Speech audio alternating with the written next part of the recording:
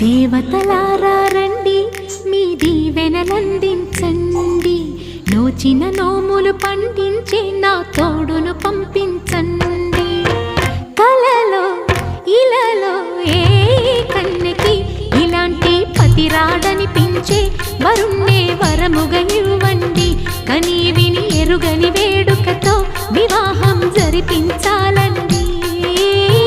కలలో ఇలలో ఏ కన్నెకి ఇలాంటి పతి రాడనిపించే వరుణ్ణే వరముగా ఇవ్వండి.